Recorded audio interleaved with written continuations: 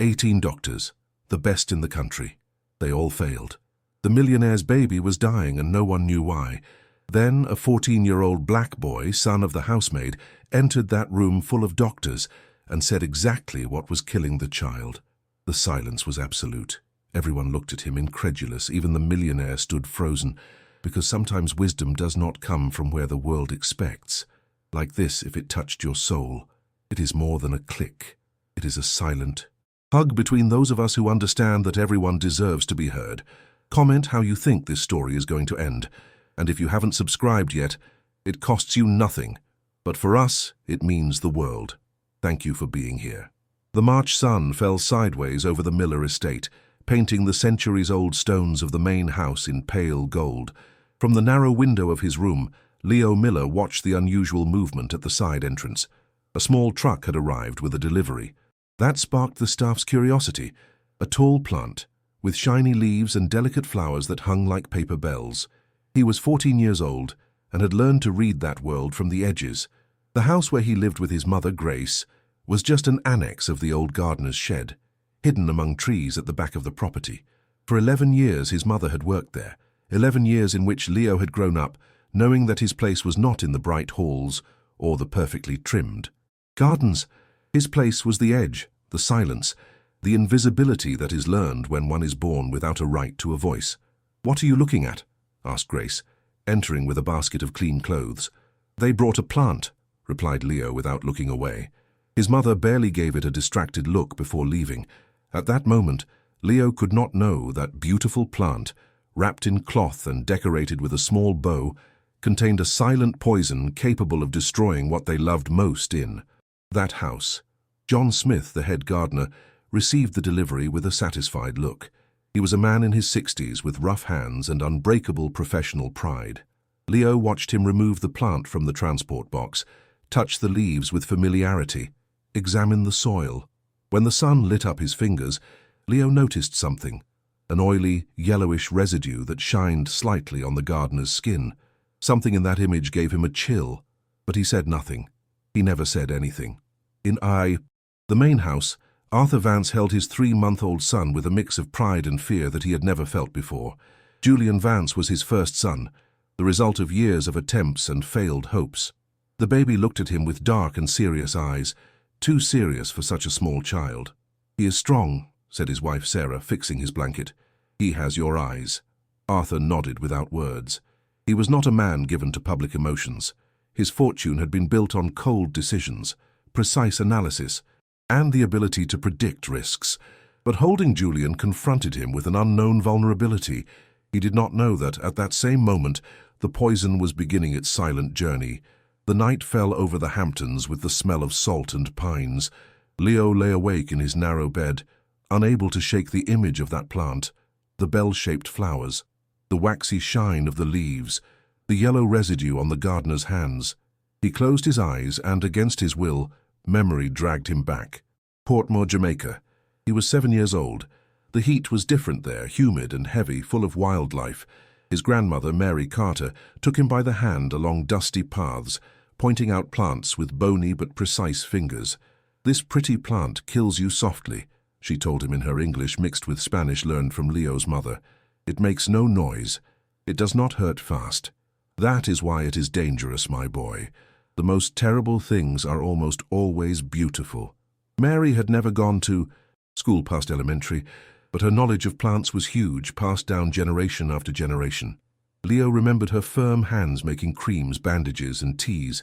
He remembered the smell of wet earth and dry herbs, the sound of her voice telling stories of impossible cures. "Respect comes first," she always insisted. "Nature is not good or bad. It is powerful, and power, used poorly, destroys." One afternoon, Mary had shown him a plant growing near the road, tall, elegant, with purple flowers. "That hung like fingers. Digitalis," she said slowly. "Foxglove. Some call it lady's glove. Beautiful, right?" Leo had nodded, fascinated. "It can save a heart or kill it," his grandmother continued. "It depends on who touches it, how they touch it, how much they use. The oil from its leaves goes through the skin. If you breathe near it for too long, you get sick. Babies are the first to suffer." Leo had kept those words in a deep corner of his mind, never imagining that one day they would return. With desperate urgency, now in his room in the Hamptons, he opened his eyes suddenly. The bell-shaped flowers, the waxy shine, the yellow residue. His heart began to beat faster. It can't be, he thought. It's impossible. But the image stayed, clear and terrifying. The next day, Leo noticed they had placed the plant near the window of the nursery, in the east wing of the main house. From his spot in the garden, he could see the movement of shadows behind the glass. Sarah leaning over the crib, Grace organizing diapers, a nurse fixing curtains. The plant stood out for its quiet beauty, a touch of natural elegance in a space already carefully designed. Leo got as close as he could without being noticed. John had touched the plant. Then he had gone inside to fix some indoor pots. He surely had touched the crib rail, the toys, the sheets. Maybe I am wrong, he tried to convince himself. Not all plants with bellflowers are digitalis, but the oily residue, the specific shine of the leaves. That afternoon he heard loud voices in the main house. His mother arrived late for dinner with a worried look. "What happened?" Leo asked. Grace sat down heavily. "The baby is sick. It started this morning. His skin turned grey, his lips blue. He breathes funny." Leo felt the floor move under his feet. "Did they call the doctor?" 3 came. "None of them know what he has. Tomorrow they are bringing specialists from New York." That night, Leo did not sleep. Every time he closed his eyes, he saw. His grandmother's wrinkled face heard her voice. "Babies are the first to suffer." At dawn, he went out to the garden while it was still dark. He approached the nursery window and, protecting himself with his sweatshirt sleeve, touched a leaf of the plant. The texture was unmistakable, waxy, cold, slightly sticky. He brought his fingers to his nose. The smell was soft, almost invisible, but it was there. A bitter and green touch that turned his stomach. It was digitalis. Leo stepped back, shaking, not because of fear of the plant, but because of what that discovery meant. If he spoke and was wrong, his mother would lose her job. They would be kicked out. Their life, already fragile, would fall apart completely. If he spoke and was right, maybe they would listen to him, or maybe they would ignore him like they always did. If he stayed silent, Julian would die. The choice split him in two. The next 2 days were a controlled hell. Leo watched from the shadows as the house turned into a makeshift hospital. Ambulances came and went. Doctors walked through the halls with darker and darker looks. Helicopters flew over the property. His mother barely slept, attending to every need that arose. Leo saw her pass by, with deep, dark circles under her eyes and shaking hands, carrying clean sheets, hot water, whatever was needed. "How is the baby?" he dared to ask one afternoon. Grace looked at him with watery eyes. "Worse. The doctors don't understand. They did all the tests. They ruled out infections, allergies, heart problems from birth. Nothing makes sense. And what are they going to do? They are considering surgery. Something deep. It is the last option." Leo felt his throat close. An unnecessary surgery. Dangerous. Fatal if the real problem was still there, poisoning the baby drop by drop. That night, he sat on the edge of his bed with his head in his hands. His grandmother's voice rang in his mind with painful clarity. The most efficient poison, always blooms beautifully. He thought of Julian, that baby who had barely lived 3 months. He thought of Arthur Vance, the man who had never looked at him directly, but who now faced the loss of the only thing that really mattered. He thought of his mother, exhausted and scared, and he thought of himself, of the 14 years living on the edges, accepting that his voice didn't matter, that his presence was barely tolerated. But if he stayed silent now, if he let fear freeze him, what would be left of him? The answer hit him with brutal force. Nothing. There would be nothing. Leo stood up. His legs were shaking, but his steps were firm. He left the annex. He crossed the dark garden. He entered through the service door his mother always left unlocked. The halls were lit with cold light. Quiet voices came from the nursery. Leo went up the side stairs, his heart hitting his ribs. A security guard saw him and frowned. "What are you doing here, kid?" "I need to speak with Mr. Vance." Leo said, surprised by the firmness of his own voice, "It is about the child." The guard looked at him with distrust. "Go back home. You can't be here." "I know what is wrong with Julian," Leo insisted. "I know how to save him." The guard reached out to push him. But at that moment the nursery door opened. Arthur Vance walked out looking tired, with a messy shirt and 2 days of beard. His eyes landed on Leo with an empty look. "Who are you?" Leo swallowed. "Leo Miller, Grace's son, your employee." "Sir, please, I need you to listen to me. I know what is making your son sick." The silence that followed was thick, full of despair and a last thread of impossible hope. Arthur Vance looked at the boy in front of him, thin, dark-skinned, with eyes too old for his age. For a second he was about to dismiss him, to order him out, but something in the boy's stance, in the shaking firmness of his voice, stopped him. "Speak," he said simply. Leo took a deep breath. "The plant that arrived 3 days ago. The one in the nursery near the window. It is digitalis foxglove. It is highly toxic." A doctor who had followed Arthur out spoke in a talking down tone. "Young man, we have checked everything. The air, the water, the cleaning products. There are no environmental toxins. Did you check the plant?" Leo insisted, looking at him directly. The doctor paused. "Decorative plants don't—" "The gardener touched it," Leo continued, the words coming out fast. "Then he touched the crib rail. The oil from the digitalis leaves goes through the skin. It stays on surfaces. The baby breathes it, absorbs it by touch. The symptoms match: grey skin, blue lips, heart rhythm problems, weak breathing." Arthur watched him with growing intensity. "How do you know this?" "My grandmother was a traditional healer in Jamaica. She taught me to recognize medicine and poison plants. I saw the plant when it arrived. I saw the residue on the gardener's hands. But I wasn't sure, and—" his voice cracked slightly. "And—" I was afraid to be wrong." The doctor seemed doubtful, but Arthur made a sharp sign. "Bring the plant. Now." Minutes later, John Smith walked in carrying the pot, confused and scared. A doctor Leo hadn't seen before approached. She was small, of Asian features, with a serious look and an analytical gaze. "I am Dr. Akiko Tanaka, pediatric toxicologist," she introduced herself. "May I?" Leo nodded. The doctor took a leaf with latex gloves, examined it under direct light, and smelled it carefully. Her expression changed. "Digitalis lanata," she whispered. "Good God. How long has that plant been near the baby?" she asked urgently.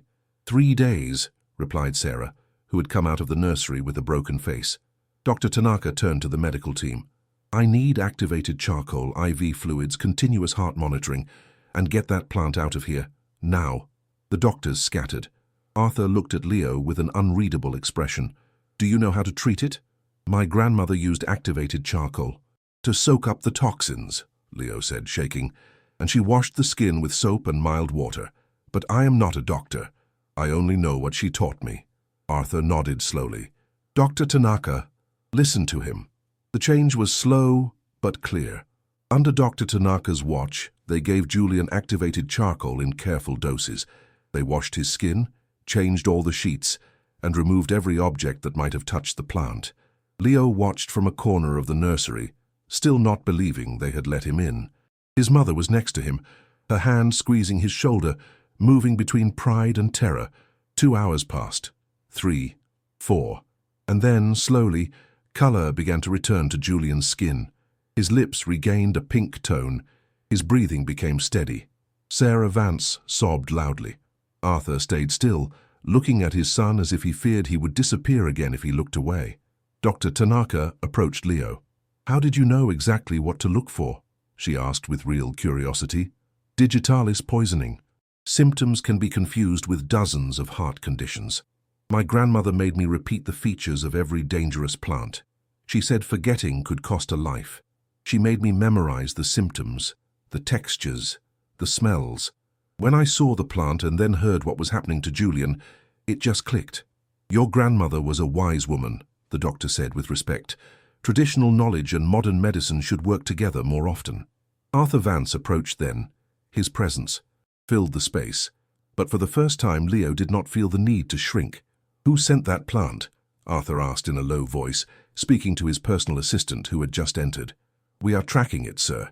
It came with a card that just said, 'For the new heir with admiration.' There is no clear sender, but we are investigating the flower shop." Arthur clenched his jaw. Leo could see the held-back anger, the helplessness turning into something darker. "They will find who it was," he said, simply. But in that moment what mattered was that Julian was breathing, and that a 14-year-old boy, invisible for his whole life, had saved the most valuable thing that family owned. The next days brought a strange quiet to the property. Julian was recovering under constant watch. The specialists continued monitoring him, amazed by how fast he improved once the source of poisoning was gone. Leo had returned to the annex, but something basic had changed. He was no longer invisible. Grace watched him with a mix of pride and worry she didn't know how to say. One night, while they ate dinner in silence, she finally spoke. "I was afraid," she said softly. "When you went up those stairs, I thought they would throw us out, that we would lose everything." Leo put his fork on the plate. "I was afraid too, Mum, but if I hadn't spoken—" "I know," she stopped him with shiny eyes. "I know, son. You did the right thing. Your grandmother would be proud." The mention of Mary brought a knot to Leo's throat. How he missed her. How he wished she could have been there to see that her teachings had mattered. On the fourth day, an employee knocked at the annex door.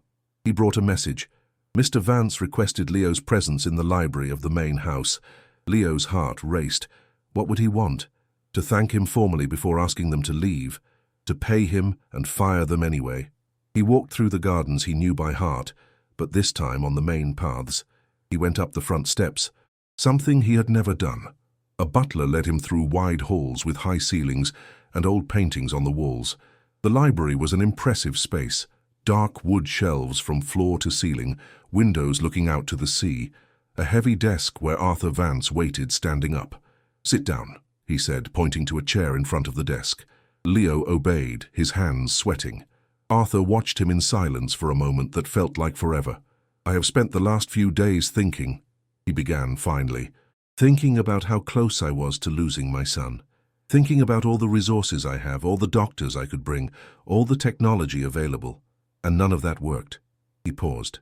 What saved Julian was the knowledge of a woman who never stepped into a university, passed down to a boy who has lived on my property for years and to whom I never paid attention. Leo didn't know what to say. "Do you know what shames me the most?" Arthur continued with a controlled but tense voice. "That I needed my son to almost die to realize I have been blind. Blind and arrogant." He sat on the edge of the desk. "I want to offer you something, Leo, and I want you to understand it is not charity or pay. It is recognition." Leo looked at him directly for the first time. "What kind of recognition?" "Education. The best I can get. I want you to study, to develop that knowledge you inherited. Medicine, botany, whatever you choose. And I want your mother to stop working as a maid if that is what she wants." Leo felt the air leave his lungs. "Why?" he asked simply. "Because my son is alive thanks to you. Because you taught me that value is not in the last name or the bank account. And because—" Arthur hesitated for the first time. "Because I want to be better. For Julian. For everyone who lives here." The silence stretched between them, heavy with meaning. "I only have one condition," Leo added, surprising himself. Arthur raised his eyebrows. "What?" "That what I know, I share. That if I learn medicine, I can teach it. That if I study plants, I can help others understand them. My grandmother never kept her knowledge. She gave it away. I want to do the same." For the first time since Leo had known him, Arthur Vance smiled. A small, almost invisible smile, but real. Deal. While Leo began to process the turn his life was taking, the investigation into the plant moved forward with steady determination. Arthur had hired a private investigator who worked with the police. A week after the incident, the investigator presented his findings in the library. Leo was invited to be there along with Dr. Tanaka, who had decided to stay a few more days to document the case. "The plant was sent from a flower shop in New York," explained the investigator, a middle-aged man named Mark Collins. "The order was made by phone with cash payment picked up by courier. Almost impossible to track." "Almost," Arthur repeated in an icy tone. "The person who made the order gave a fake name, but made a mistake. They specified they wanted Digitalis lanata, not just a pretty plant to decorate. They specifically asked for that species." Dr. Tanaka stepped in. "That is not random. Digitalis lanata is less common than purpurea. Someone with specific knowledge chose that type for its higher concentration of heart toxins. It is more deadly." Leo felt a chill. It hadn't been an accident. It had been a planned murder attempt. "Do you have suspects?" asked Sarah, who was also there. Mark nodded. "We have. Checked the list of people with access to info about Julian's birth and with possible motives. One name stands out: Gerald Fisher." Arthur tensed visibly. "Gerald," he whispered. "Who is he?" Leo asked. "An old partner," Arthur replied after a moment. "5 years ago we had a disagreement about business ethics. I kicked him off the board of a company we had founded together. He lost a lot of money, and his reputation." "Enough to want revenge?" asked Dr. Tanaka. "Apparently, yes," said Mark. "We have found call logs between a number linked to him and the flower shop. Enough for a court order." Leo watched Arthur process the news. He could see the internal struggle, the anger against an old friend turned enemy, the pain of betrayal, the instinct to protect his family. "I want him arrested," he said finally. "But I want the process to be legal, clear. No personal revenge. We have already told the prosecutor. An arrest warrant will be issued in the next few hours." When the meeting ended and the others left, Leo stayed a moment longer. "Mr. Vance," Arthur looked at him, "can I ask something?" "Go ahead. Why don't you want revenge? That man tried to kill your son." Arthur sighed deeply. "Because revenge gives nothing back. It only keeps the pain going, and because—" he looked toward the window where the garden was bathed in evening light, "because I am trying to learn that there are better ways to live. You taught me that." Leo didn't know how to reply. He just nodded and left in silence, taking with him a lesson about dignity he would never forget. 3 months after the incident, Leo found himself sitting in a modern meeting room, surrounded by architects, doctors, and teachers. At the head of the table, Arthur led with a focused look. "The concept is clear," explained a young architect. "A health center that joins Western medicine and traditional knowledge. A space where both views are respected and help each other." Leo listened, fascinated. The idea had come from a talk between him, Arthur, and Dr. Tanaka, who had returned specifically from New York to take part in the project. "We need it to be open to the community," Tanaka added. "Not just for those who can pay. That is the main point." "Of course," Arthur agreed. "In fact, I suggest that a large part of the services be free or low cost. We can support it with donations and with income from private visits." An older doctor, Dr. Stephen Ruiz, frowned. "And who will oversee the traditional medicine part? We can't let just anyone practice without rules." "That is why we are creating a review board," replied Tanaka. "Traditional healers with proven experience will work next to certified doctors. Each case will be looked at together." "And the name of the center?" asked the architect. Arthur looked at Leo. "That decision belongs to someone else." All eyes turned to the boy. Leo felt heat rise up his neck. I don't know if it's my place to decide that. Your grandmother gave you the knowledge that saved my son," Arthur said firmly. "I think she deserves to be remembered." Leo felt his eyes get wet. He thought of Mary, of her rough hands making remedies, of her patient voice teaching him to respect nature. He thought of all the people she had helped without expecting anything back. "The Mary Carter Center," he said finally in a barely audible voice. "The Mary Carter Center," Arthur repeated, writing it in his notebook. "Perfect." The meeting continued with technical details. Location, budget, permits. Leo joined in when they asked him, but mostly he watched and learned. He was witnessing how an idea turned into reality, how money and will could create something meaningful. Afterwards, as he walked back to the annex with his mother, Grace took his hand. "Your grandmother is smiling from wherever she is," she told him softly. "Do you think so?" "I am sure. She always said knowledge should flow like water, free, clean, for everyone. Now her name will be in a place where that will happen." Leo squeezed his mother's hand. For the first time in a long time, he felt he belonged to something bigger than himself. The summer came to the Hamptons with its golden heat and endless nights. Leo had started private classes with tutors Arthur hired. Math, science, advanced English. But what fascinated him most were the sessions with Dr. Tanaka, who came every 2 weeks to teach him basic toxicology and plant pharmacology. "Look at this." Tanaka showed him on her tablet microscopic images of cells. When the heart toxins of digitalis enter the body, they bind to a specific enzyme in the heart cells. In tiny doses, they strengthen the beats. In larger doses, they mess them up completely. Leo soaked up every word, taking notes non-stop. At night, he read the books Tanaka left him. Medicine texts, botany manuals, studies on plant medicine. Grace watched him with a mix of joy and sadness she didn't know how to show. Her son was growing, moving into areas she had never imagined. He was no longer the silent boy who hid in the shadows. "Do you miss how things were before?" Leo asked her one night, noticing her look. Grace thought for a moment. "I miss the simplicity," she admitted, "but I wouldn't change what is happening. You are finding your way, son. That is what any mother wants. And you? What is your way now?" Grace smiled shyly. "Mrs. Vance offered me to lead the domestic staff at the center when it's ready. She says they need someone who understands both running a house and the needs of a health center." "Mum, that's amazing, and it's scary," she corrected, "but also exciting. I never saw myself in a role like that." "I didn't see myself saving a baby from poisoning either," Leo said with a smile. "But here we are."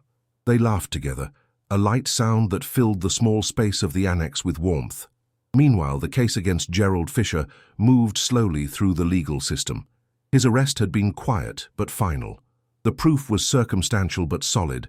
The calls, the specific knowledge about toxic plants, the clear motive of bitterness. Arthur did not attend the hearings. He sent his lawyers and decided to focus on what he could build instead of what they had tried to destroy. One afternoon, while Leo studied in the garden, John Smith approached shyly. The gardener had lived tortured by his accidental role in the incident. "Boy," he said in a gravelly voice, "I want to thank you." Leo looked up, surprised. "Thank me? If you hadn't spoken, I would have carried that guilt my whole life. I would have believed I killed the child with my own hands." "You didn't know," Leo said softly. "Nobody knew. But you did. And you had the courage to say it when it could have cost you." John reached out a shaking hand. Leo shook it, feeling the roughness of years of working the earth. "I would like you to teach me," the gardener said, "about the dangerous plants, so it never happens again." "I would love to," Leo replied. "Truly, my grandmother always said, shared knowledge is knowledge that multiplies." So began an unexpected friendship between the veteran gardener and the boy who had lived in the shadows.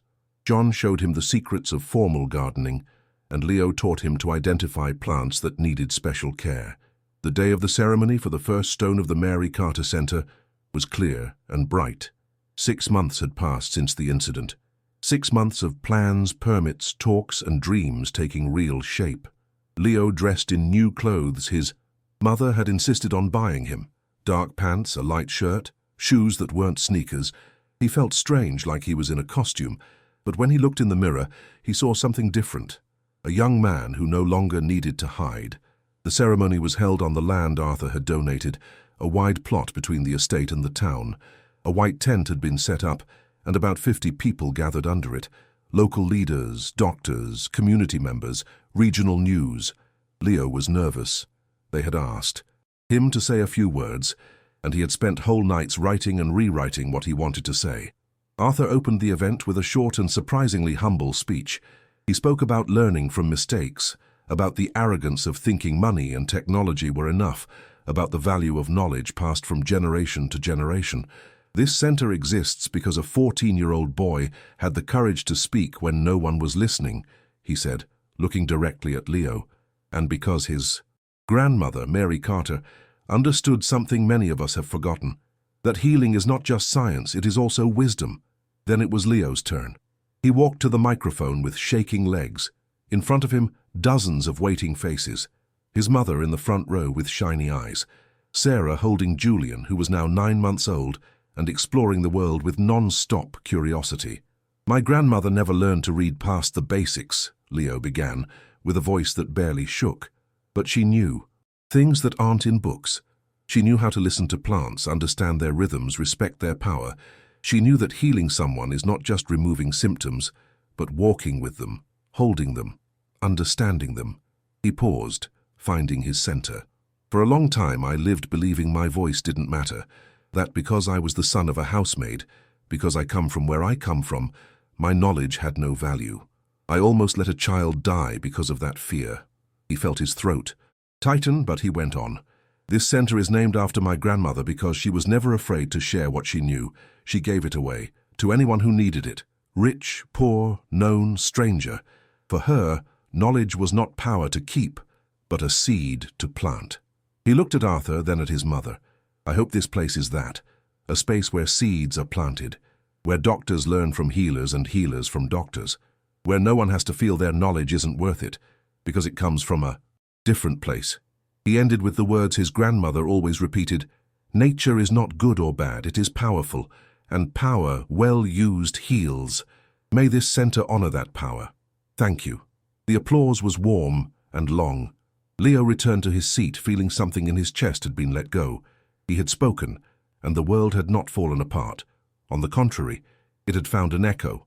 After the ceremony, while people talked with drinks and snacks, an older woman approached Leo.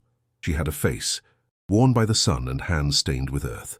"I am Martha Vance," she introduced herself, "a traditional healer from the next town over. I heard about this project and came to meet you." "Nice to meet you," Leo said, shaking her hand. "Your grandmother would have been proud," Martha said with a smile. "And I want to offer myself. If you need someone to teach about local herbs, here I am." "Really?" "Completely. Kept knowledge rots. Shared knowledge blooms." Leo felt his eyes get wet again. His grandmother was right. There were more people like her, scattered, waiting for a space where their voices would be heard. "Welcome to the Mary Carter Center," he said, and they both smiled. The next months passed in a whirlwind of activity. The building of the center moved fast. Leo split his time between his studies, sessions with Dr. Tanaka, and meetings with traditional healers who began to arrive from different parts of the region. Martha Vance became an unexpected mentor. She taught him about local plants, rosemary for memory, thyme for breathing infections, St. John's wort for sadness, but mostly she taught him something deeper, how to listen. "Each person brings their story in their body," she explained while they made creams in the annex kitchen. "A good healer learns to read those stories, not just the symptoms, but the context, the sadness that turns into back pain, the fear that turns into lack of sleep." Leo soaked everything up greedily. He began to see the links between what his grandmother had taught him and what he was learning now, that healing was an art as much as a science. Meanwhile, Julian grew up healthy and curious. Leo saw him often, playing in the garden under the watchful eye of his parents. The child had begun to walk, and one of his favorite things was to follow Leo when he saw him.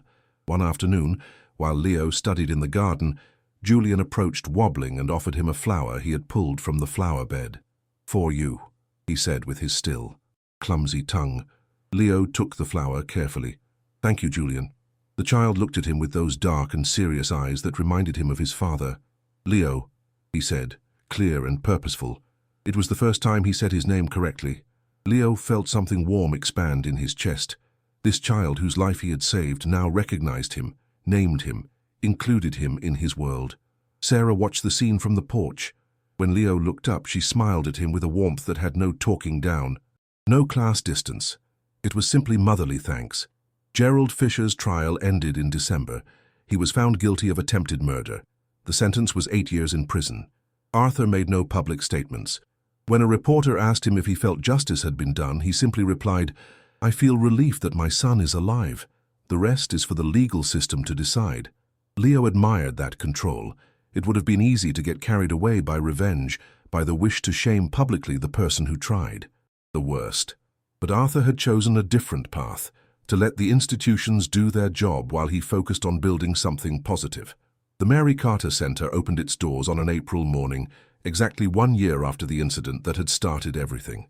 It was a 2-story building, with modern but warm architecture, large windows that let in natural light, and medicinal gardens designed by John under Martha's watch.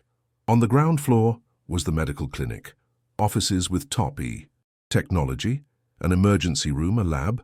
On the top floor were classrooms for workshops and courses, a library focused on plant medicine and combined medicine, and spaces for traditional medicine visits.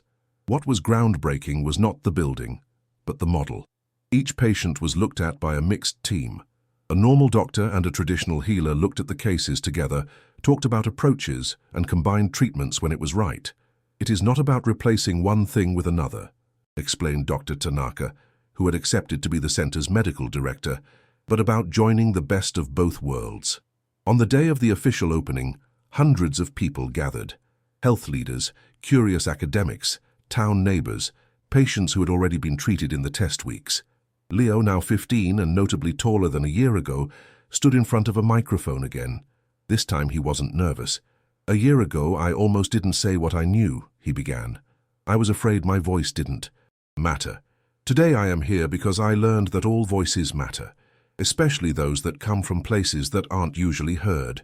He pointed to the building behind him. "This center is not just a different hospital. It is a statement that knowledge comes from many sources, that science and tradition are not enemies but allies, that the humility to admit what we don't know is the first step to truly healing." He looked at his mother, who now worked as the center's general manager, using her experience running large houses to manage the whole operation. "My grandmother used to say that healing is an act of love, not just taking away pain, but walking with the person who suffers. I hope everyone who crosses these doors feels that love. Whether they are doctors, healers, patients, or visitors." He ended with a phrase he had been thinking about for weeks. "May this place be a bridge between past and present, between science and wisdom, between those who heal and those who need healing. And may that bridge always be open to everyone." The applause was loud and long. Leo returned to his seat, feeling that something in his chest had been freed. He had spoken, and the world had not fallen apart. On the contrary, it had found an echo. After the speeches, Leo led a small tour for special visitors. He showed the medicinal garden, explained the plants growing there. He talked about the digitalis, now also grown in the garden with all necessary safety. "Isn't it scary to have that plant here?" someone asked. "On the contrary," Leo replied. "It gives power, because we know it, we respect it, we know how to use it right. Poison and medicine are the same thing. The difference is in the knowledge and the goal." Julian, now a 1-year-old child walking with cute clumsiness, was there held by his father's hand. When they passed by Leo, the child let go of Arthur's hand and ran toward him with arms open. Leo picked him up without thinking, and Julian put his chubby little arms around his neck. "Leo," he said happily. "Hey there, little guy," Leo replied, feeling raw emotion in his throat. Arthur approached and put a hand on Leo's shoulder. "Thank you," he said simply, with a voice full of meanings that words couldn't fully hold. "For everything." Leo nodded, not trusting his voice to reply. That night, while the center stayed lit like a lighthouse in the dark, Leo walked through the gardens with his mother. The smell of rosemary and lavender filled the air. The stars shined. "Clear over the sea. What are you thinking?" asked Grace. Leo took a moment to reply. "I am thinking of Grandma, of how something she taught me years ago, in a place so different from this, ended up saving a life here and creating all this. She lives in every plant in that garden," his mother said softly. "In every person they are going to heal here. In you." Leo felt the tears finally come out, tears he had held in during months of tension, change, and growth. "I miss her," he admitted. "I do, too, son. But look at what she did through you. That is immortality."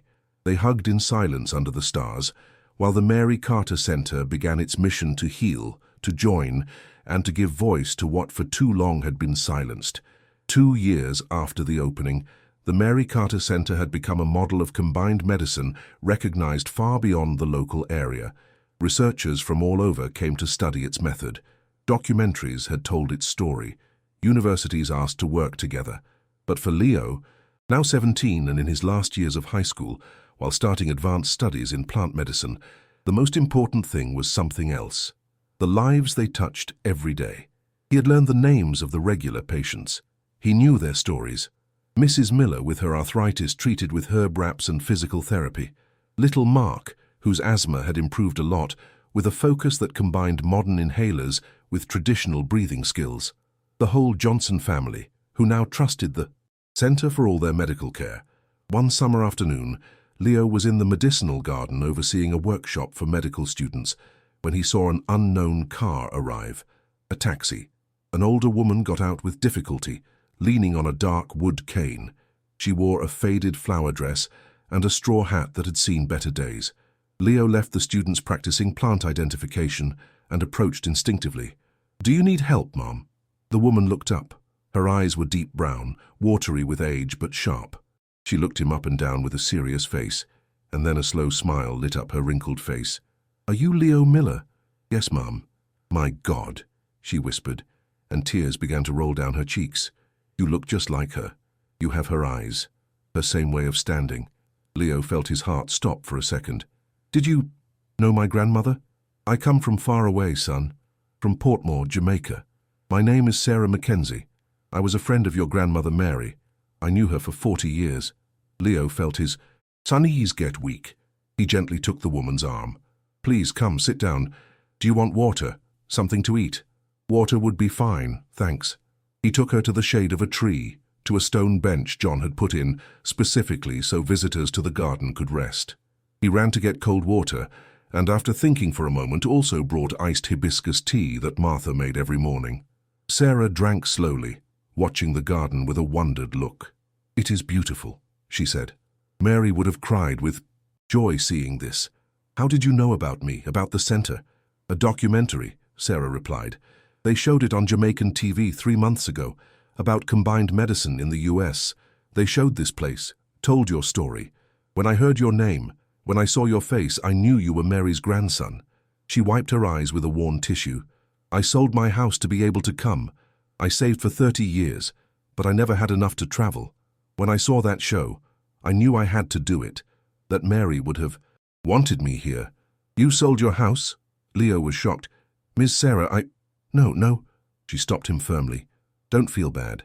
I did it because I wanted to, because some things are more important than the walls where you live, and because—" She took a small, worn notebook from her large bag, with leather covers cracked by time and damp spots. "Because I promised I would give you this if one day you stood out for using what she taught you." Leo took the notebook with shaking hands. It was small, bigger than his palm, but it weighed as if it held the whole world. "Mary gave it to me 2 weeks before she died," Sarah continued with a broken voice. "She told me, 'Sarah, my Leo is special. He learns fast. He listens with his heart. If one day you know he used what I taught him, if he saved someone, if he did something big with this knowledge, give him this. You will know when the time is.'" Leo couldn't speak. Tears ran down his face without stop. "I knew when I saw the documentary," Sarah said.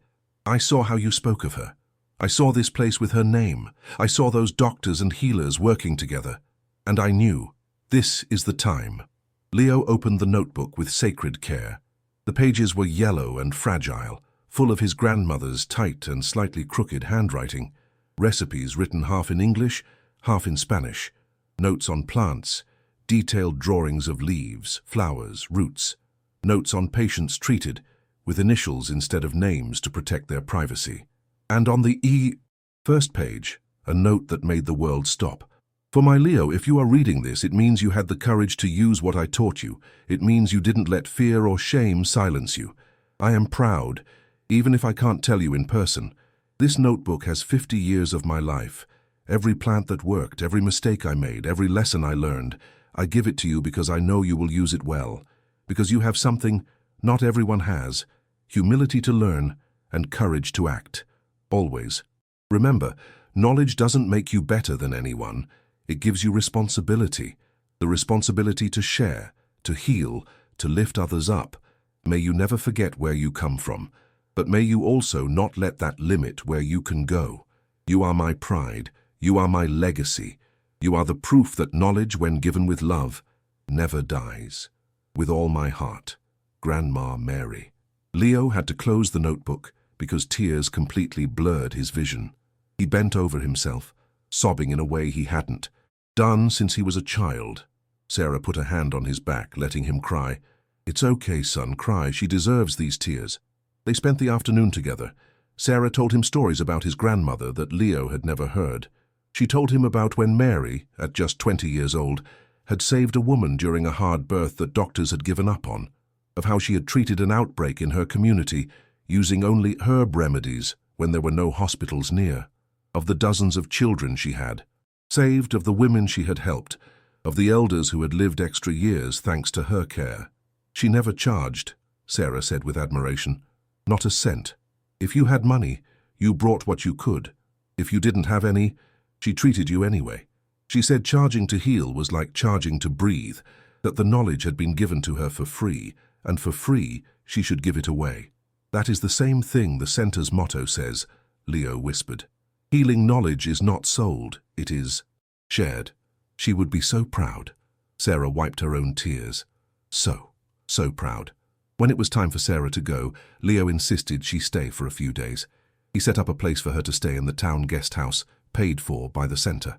He promised to show her everything, introduce her to his mother, to Martha, to the other healers. There is someone else I want you to meet, Leo said as he walked her to the taxi. The next day, Leo took Sarah to the Vances' main house. Arthur and Sarah received them with real warmth, but the one who really grabbed Sarah's attention was Julian. The boy was now 3 years old, strong and healthy, with a non-stop curiosity for everything. When he saw Leo, he ran toward him, shouting his name. "Leo, Leo, look what I drew!" Leo picked him up in his arms, and Julian showed him a messy drawing of what was apparently the center's garden. "It's beautiful," Leo said sincerely. Sarah watched the scene with a moved look. "Is this the child you saved?" "This is Julian," Leo said, feeling the warm weight of the child in his arms. Sarah approached and gently touched Julian's cheek. "Mary saved you," she told him with a shaking voice. "Through this boy, she saved you. What a miracle. What a beautiful miracle." Julian looked at her with his serious eyes, then smiled with that total trust that only small children have. "Are you Leo's friend?" "I am his grandmother's friend," Sarah replied. "And now yours too." That night, Leo could not sleep. He spent hours reading his grandmother's notebook by the lamplight. Every page was a treasure. Recipes for fevers, for stomach aches, for wounds that didn't heal. Notes about the weather and how it affected plants.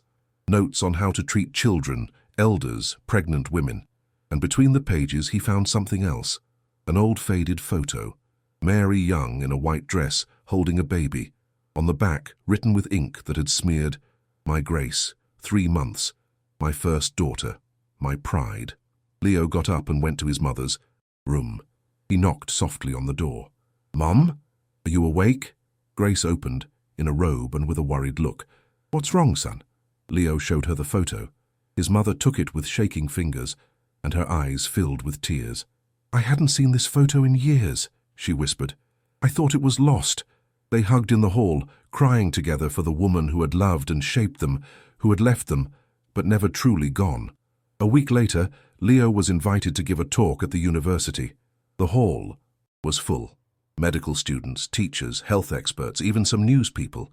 He stood in front of the microphone with the confidence of someone who has found his goal, carrying in the inside pocket of his jacket his grandmother's small notebook. "I've been asked to speak about combined medicine," he began, his clear voice echoing in the space. "But I want to speak to you about something more basic, about listening." He paused, letting the words sink in. "For most of my life, I lived in a world that didn't listen to me. I was the son of a housemaid. I lived on the edges of a property that would never belong to me. My knowledge came from a Jamaican healer without formal schooling, who spoke with an accent and mixed languages when she taught. Why would anyone listen to me?" He looked over the crowd. Some nodded, perhaps recognizing their own experiences of being ignored. But it turns out that edge knowledge saved a life when all the official knowledge failed. When doctors with decades of experience, with millions in equipment, with access to top technology, couldn't find a digitalis poisoning. A dead grandmother who had learned from her mother, who had learned from her grandmother, gave me the tools to recognize it. He took the notebook from his pocket and held it up. "This is my grandmother's notebook. It has 50 years of knowledge, 50 years of careful watching, of trial and error, of wins and losses written down with brutal honesty. It doesn't have the style of scientific paper. It doesn't use Latin words, but it holds real wisdom won in trenches of poverty, where there were no hospitals, where nature was the only pharmacy available." He opened a page at random.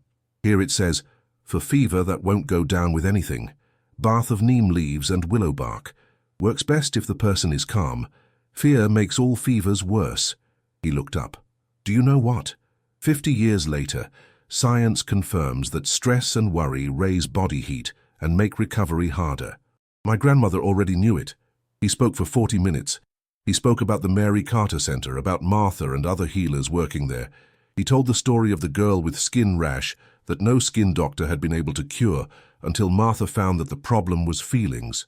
That girl now has clear skin. But more important, she has a family that learned to talk better, because we treated the whole person, not just the visible symptoms. He spoke about the importance of humility in medicine. The smartest doctor in the world can't know everything. The most experienced healer can't either. But together, listening with respect, they can do what neither would do alone. He ended by returning to his personal story. I was afraid to speak when I saw that poisonous plant. I was afraid they wouldn't believe me, that they would kick me out, that my mother would lose her job. I almost let a child die because of that fear, because of believing my voice didn't matter. His voice filled with emotion. But I learned that all voices matter, especially those that come from places society has decided to ignore. Indigenous knowledge, folk wisdom, the experience of grandmothers, of farmers, of common people who have watched nature for generations. He looked directly at the crowd. Modern medicine is wonderful, saving, but it is not complete. It needs the humility to admit there are other ways of knowing, and those other ways need the structure and care of science to grow. It is not one or the other. It is one and the other working together. The applause was loud and long. When it ended, dozens of students approached. Some wanted to do practice at the center. Others shared their own stories of being ignored for coming from non-traditional backgrounds. A young girl told him through tears how her grandmother had been mocked by doctors when she tried to share herb remedies. "I am no longer ashamed," the girl told him, with a shaking but firm voice. "I am going to learn everything she knows, and I am going to find the way to join it with my medical career." "That is the spirit," Leo said, touching her shoulder softly. "Don't reject either of the two worlds. Become the bridge between them." That night, back in the Hamptons, Leo walked to the center's garden under a sky full of stars. The place was empty and silent, lit only by solar lamps John had put along the paths. He sat on his favorite bench, near the digitalis plot, now carefully labeled with warning signs, but grown with respect. He opened his grandmother's notebook and kept reading. Every page showed a world. In one, he found a recipe for sadness of the soul that becomes sickness of the body, what today they would call depression in the body. In another, detailed steps to treat bad burns with aloe and honey. In another one, a moving note. "Today, I lost Mrs. Mitchell. I did everything I knew. It wasn't enough. Tomorrow, I will try to learn more." The humility to admit failure, the drive to get better, it was all there. He heard soft steps on the gravel. Arthur Vance approached with hands in his pockets, looking casual, which was different from the formal way Leo had first known him. "Am I breaking in on a private moment?" "No, sir. Sit down, please." Arthur sat next to him on the bench. They stayed in silence for a moment, listening to the distant sound of the sea and the whisper of the wind in the trees. "Julian asked me something today," Arthur said finally with a thinking voice. "He asked me why this place is named this. I told him about your grandmother, Mary, about how you saved my son, about how I almost didn't listen to you that night." He paused for a long time, and then he asked me, "Daddy, were you a good person before Leo saved us?" He let out a short, sad laugh. "He is 3 years old and already asks questions I don't know how to answer." Leo waited, knowing there was more. "The truth is, I don't know what to tell him," Arthur continued. "I wasn't bad. I never hurt anyone on purpose. I paid well. I followed the laws. But I was blind, Leo, so blind. You lived on my property since you were small, and I never truly saw you. Your mother worked for me for 11 years, and I knew almost nothing about her.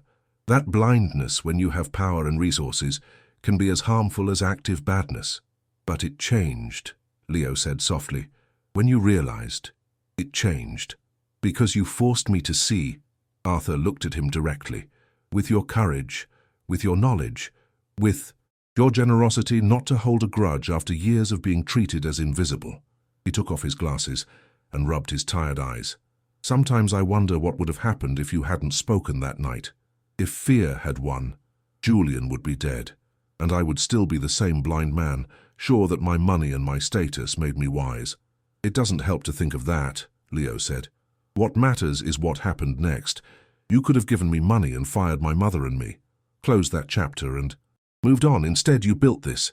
He pointed to the lit building. You changed not just your life but many lives. That takes more courage than speaking one night under pressure." Arthur nodded slowly, and Leo noticed he also had wet eyes. "Thank you, Leo, for everything. For Julian, for this lesson, for constantly reminding me that true value is not in the bank account." They stayed looking at the center in shared silence. Two people from completely different worlds, joined by a moment of crisis, that had changed them both. The millionaire who had learned humility, the invisible boy who had found his voice. "One more thing," Arthur said before getting up. "Julian says when he grows up, he wants to be like you. Not a doctor, not a businessman. Like you, specifically. He says he wants to help people and have a magic garden." Leo smiled, feeling warmth expand in his chest. He can be both things, a doctor who helps, or a businessman who builds good things. The important thing is the helping. "Tamask, exactly." Arthur put a hand on Leo's shoulder. "You are going to be a great teacher, Leo. You already are." When Arthur left, Leo stayed a while longer. He took his phone and called Sarah, who was still in the town. "Miss Sarah, it's Leo. Would you like to come to the center tomorrow? There is someone I'd like you to meet. Martha. I think you and she have a lot to talk about." He heard Sarah's warm laugh on the other end, and he felt he was weaving links that went across oceans and generations. Later, back in his house, Leo sat at the desk in his room. He opened his grandmother's notebook again. This time he went straight to the last page. There, with ink that had faded but was still readable, he found a small drawing of a bridge arching over water. Under it, with the careful handwriting of someone writing something important, his grandmother had written, "Knowledge is the bridge between what we were and what we can be, between the darkness of not knowing and the light of understanding, between pain and healing. Build bridges, my boy, build many bridges, and walk them with pride, with humility, with generosity. May you never be ashamed of where you come from. May you never forget those who taught you. May you never close the door on someone coming behind looking to cross. Walk it in the light of day, Leo, with your head high, because your knowledge is real, your voice is important, and your presence in this world is a gift. I love you more than words can say. Your grandmother always." Leo closed the notebook with endless tenderness. He looked out the window toward the Mary Carter Center, its lights reflecting softly in the dark like a steady lighthouse. He had walked from the shadows into the light. He had crossed the bridge his grandmother had begun to build with her rough hands and her endless wisdom. A bridge that he now made stronger every day, that he grew every time he taught a student, every time he listened to a traditional healer, every time he stood up for the value of non-standard knowledge, and now every day he helped others cross their own bridges, from sickness to health, from silence to voice, from invisibility to recognition, from fear to dignity. Mary Carter's legacy was not just in remedies and plant knowledge, it was in the certainty that every person carries in them something valuable that deserves to be heard.